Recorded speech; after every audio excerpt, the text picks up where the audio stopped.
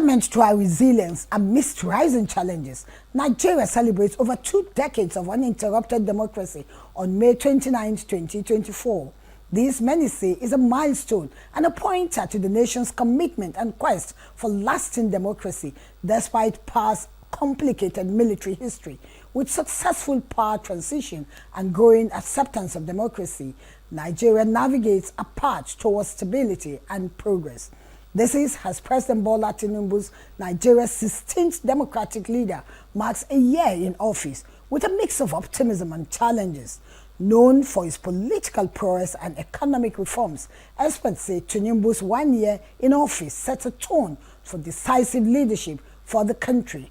Welcome to 30 Minutes on NTA News 24. Indeed, it is a time to reflect on achievements, challenges, and projections for the future for Nigeria. I'm Lydia Sampson.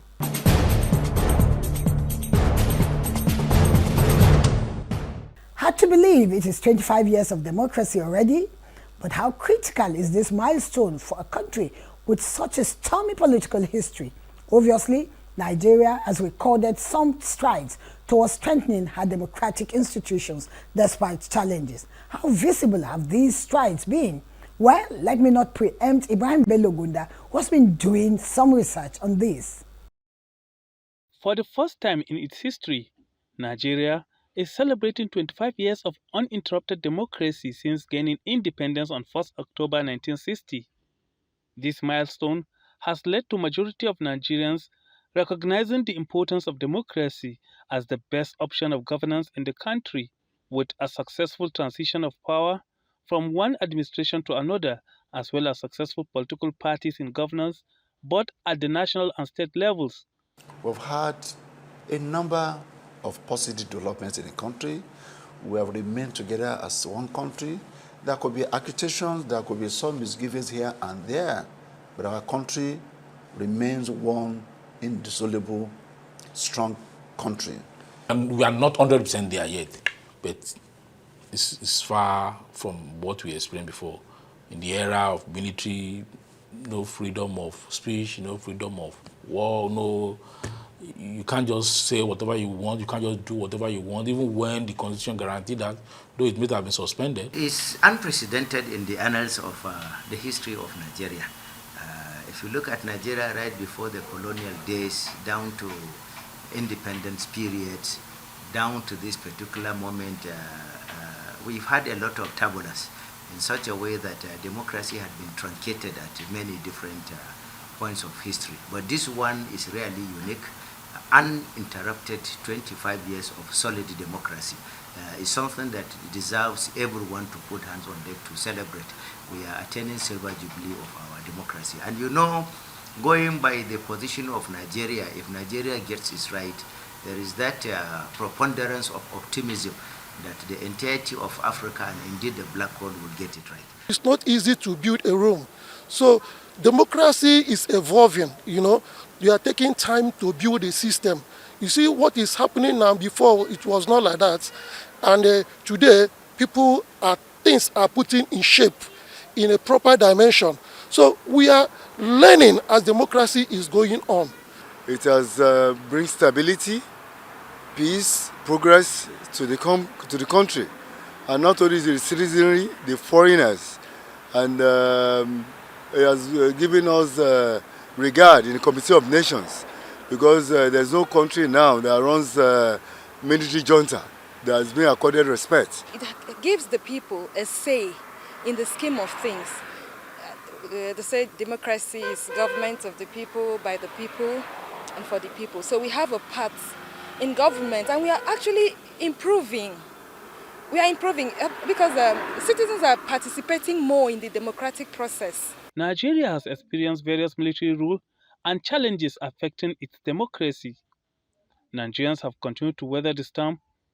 Therefore, though appreciated the progress and gains, however, pointed out challenges undermining the democratic process like electoral fraud, corruption, insecurity, ethnic and religious tension, weak institutions, good governance, among others, as major challenges. We have had peaceful transition from one civilian administration to another. We have seen opposition party upstaging the incumbent.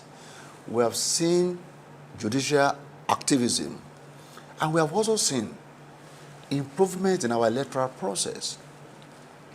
Right from the look of internal democracy of the party.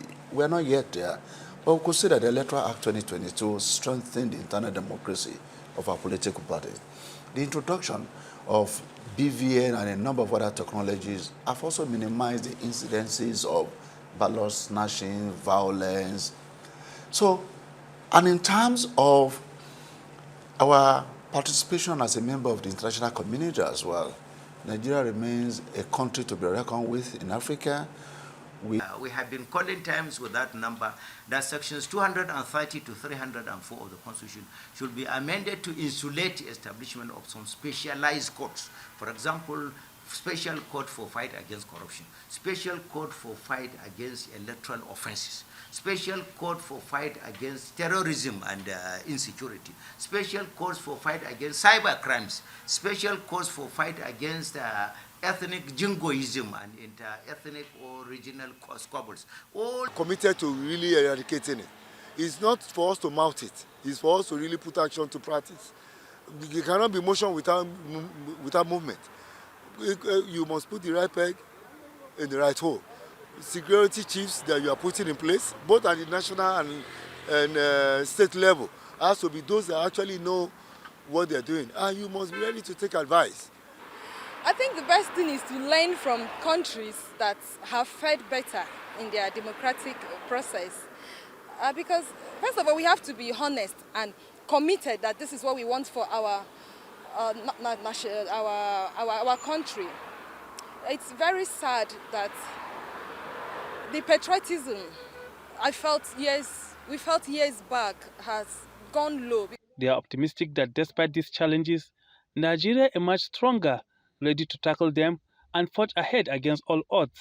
We have achieved a lot going by the way various elections were conducted, various presidents were elected. This one will finish his tenure, another one will come, even to the extent of some parties defeating so-called major parties, and then some amalgamation of political groups coming on board to form a party that will perform wonderfully to such an extent of unseating a 16-year seated government on power.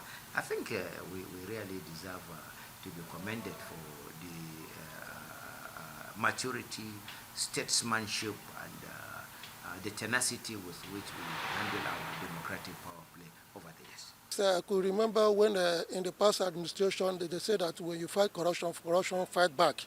But one thing I believe is in this country, as far as democracy has come to stay, corruption will certainly be dealt with because it's putting a system, a working system in place. So when a working system is being put in place in this country, you will see things will be working properly the way it should. The way we are now, where someone will buy a form of 100 million, you buy a form of 45 million, you can never get it right. But independent candidacy, I may be popular in Gariki, for example. If my people in Gariki wanted me, I don't need to go and buy a form of 45 million. And if I don't pay that much to get elected, I will be able to do the bidding of people without trying to recoup what I've invested. With majority of Nigeria's population of more than 200 million being either Muslim or Christians, the emergence of extremist groups, ethnic militia, farmers' herders conflict, among others, has continued to pose threats to Nigeria's peace and unity, flamed by sentiments more than ever before, negating strides in uniting the ethnic and religious diverse population. The elite contribute a lot, particularly the political class, contribute a lot to the use of religion as a weapon to get political advantage. Ordinary Nigerians have to live together peacefully with each other, regardless of how they worship, regardless of diversity in their ethnic affiliation. Religion is the opium of the poor people. Unfortunately, in Nigeria, we have used religion, ethnicity to destroy ourselves rather than promoting ourselves. When Somebody committed an offense, for example. It's then we suddenly realize, it's because it's from this tribe. Yeah, it is because of that.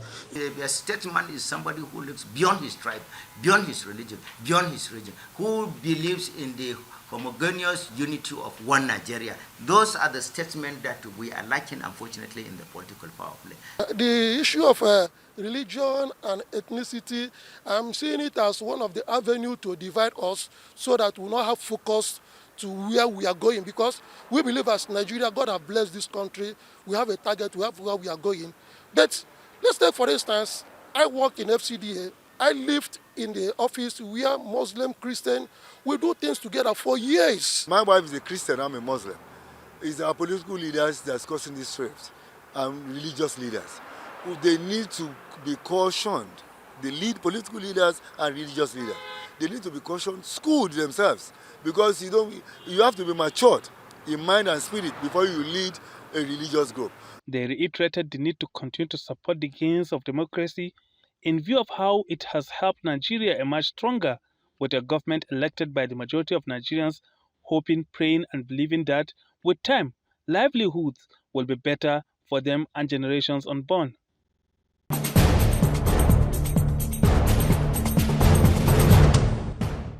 President Tinubu's first year in office itemized bold decisions his strategic leadership will implement, beginning with the fuel subsidy removal, to promoting economic reforms and introducing policies to cushion the effects of difficult necessary measures.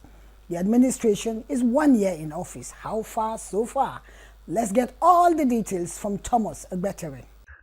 President Tinubu's first year in office has been marked by significant actions and policies aimed at shaping Nigerians' future.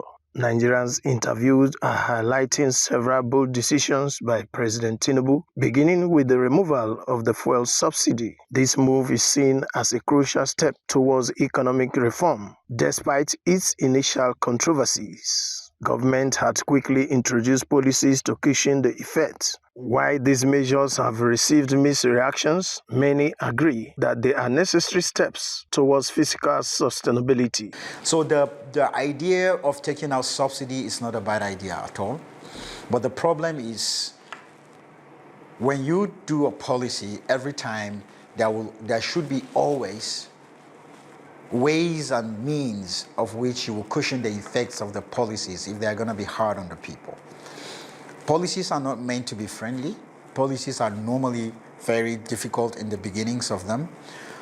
Subsequently, policies turn into development and enjoyable drives for every nation. Let me start with the first announcement he made that people applauded him, but later on started to analyze, and some people even criticized him. That's the removal of the fuel subsidy. If he had not made that announcement that first day, I don't think he will find it very easy to remove the fuel subsidy again. And the masses, would have also alleged that he has started sharing the proceeds from the fuel subsidy. Fuel subsidy must leave at one time or the other. This dual exchange rate or triple exchange rate must stop at one time or the other. It must. There was no way it could be sustained infinito, forever. There's no way. So it had to go. And who is the leader who will be courageous enough to take those decisions? Is President Bola Ahmed Tinubu, and we celebrate him for that. So this administration is decisive in its policies, and I think deserve the support and patience of Nigerians, because I can see that in the life of this country, successive administrations coming and then have come and gone. I think this is one of the administrations that I can say came prepared. And if you are prepared for anything, you go for it. There are certain qualities a leader must possess. And one of those is that a leader must be decisive. And from my personal assessment is that we have a very decisive president. We have a president that is aware of what is happening. You know, we have a president that is alive to the responsibility to Nigerians, even though those effects are not fed directly by Nigerians today. According to some Nigerians, the administration has shown a commitment to long-term progress through its economic reforms, noting that promoting local production and encouraging foreign investments are positive signs. However, they urge government to ensure the deepening of transparency and relief measures to the most affected since subsidy removal. And yes, that's what you call incentive and what have you. All those ones, for me, they could cushion the effect, but they're all temporary measures. They are temporary measures. And so for us, I prefer a more definitive steps, measure that could last, test the test of time, stand the test of time, and then the people will really pass through some pains for a little while. And then when they are out of it, they will really know that they are out of it. The right steps have been taken. Difficult decisions have been made for the interest and well-being of our country and our countrymen. And I commend Mr. President. To me, there has never been any president in the history of our country who has had the political will, the courage to take difficult decisions. It is economic policy. These are policies geared to recovering our economy at the medium and long term, even though many people might not want to accept that, but that's just the reality. Things have not been okay, but from what he has put in place right now, I know things will get better day by day. Even though it's too early, to judge based on the events that has happened in the last 1 year, whether the government is doing well or not, but events have shown that the government have shown willpower, to be able to make Nigeria, a better place. If you put in subsidy, it's for the benefit of the people. You remove subsidy, you put back the money you're removing from the subsidy into the economy and the people, it's still for the people. So it depends on what you want to run as a government. You can run with or without subsidy. You run with subsidy, you're giving subsidy, you have to have monitoring and evaluation and tracking to make sure that this thing is being done right. You work without subsidy, you have to also, wherever the money is going to, you have to also make sure that it's kept. I always say that in this country, we don't lack, we are not starving when it comes to policies and strategies of running a system. Our problem in this country is always implementation. Despite facing significant challenges, including economic hardship and security concerns, respondents believe that the administration has demonstrated a committed sustainable development and investment in infrastructure, such as roads construction and power projects, considered as laying the foundation for futuristic development that will benefit generations unborn. For President TINUBU, I will give out something as an accolade for him. He set the ball rolling, and he's never afraid to dare. I really deeply appreciate his ability to face his troubles squared. Nigeria is having a lot of potentials, but the troubles are as enormous as the potentials. For a president in a country like this, boldness is a very prerequisite or requirement. And I could see a lot of it in our president. He takes the bull by the horns. Others, on the other hand, believe President Tinubu's focus on unity and stability has been evident in his leadership style. They cited his inclusive approach, engaging with various ethnic and religious groups and promoting national cohesion, as well as his efforts to foster dialogue and collaboration across divides, while acknowledging that more work remains to be done. I think he has brought in people who he have worked with some years back. He knows them. He trusted them. And that is why he's working with them. So that, those that are coming from other parts of the country, he may know them through the political, during the political activities. But I believe after the 1 year experience, he's in a better position to now know who he should carry along with and who he should please ask them to please rest at home. Let's try other hands. Because for now, I think the man is working, but he needs to have a change of guard. He means well for this country, but he needs men who also support him. And if we must remove sentiment of where is this man coming from? What does the leadership got to do with your religion and where I come from? President Tinubu's appointment as ECOWAS chairman is expected to strengthen regional cooperation and address common challenges such as security and economic integration. The ECOWAS chairman, you know, they all knew that he has the capacity as a leader to deliver. Because you need a leader that can take the bull by the horn. Even when we have one or two nations that want to pull out of the ECOWAS, but you could see the way he has managed that supposedly crisis situation. And most of them are having a rethink right now. Even looking at the last regional counterterrorism summit that was held in Abuja, where you have every other person coming in, you know, from the ECOWAS region and focusing on the ECOWAS region. You could see that there's unity of purpose, and those nations that have shown that have declared that they wanted to exit the ECOWAS platform before, they're having a rethink, and that shows leadership. Many believe that President Tinubu's vision is for a stronger, vibrant, indivisible, and prosperous Nigeria, with emphasis on economic diversification and other economic reforms as drivers, taking Nigeria to the promised land.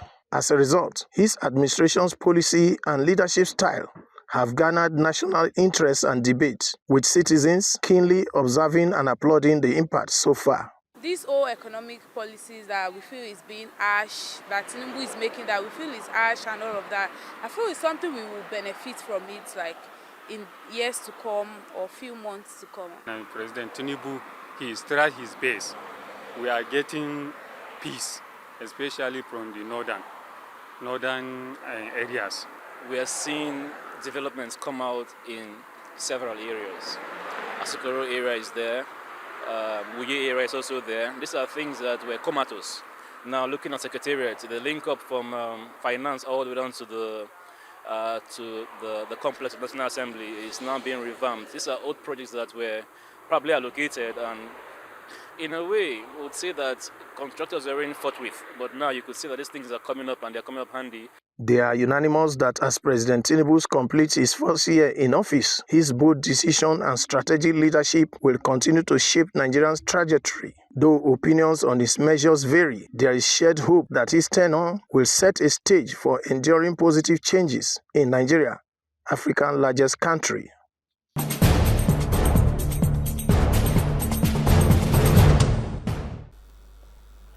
Indeed, the administration of President Bola Ahmed Tinubu has shown great commitment to long-term progress despite facing inherited challenges.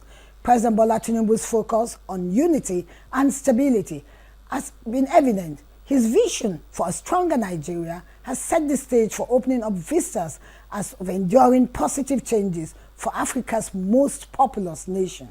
So let us stay united and committed to the progress and development of Nigeria now and always. Thank you so much for watching.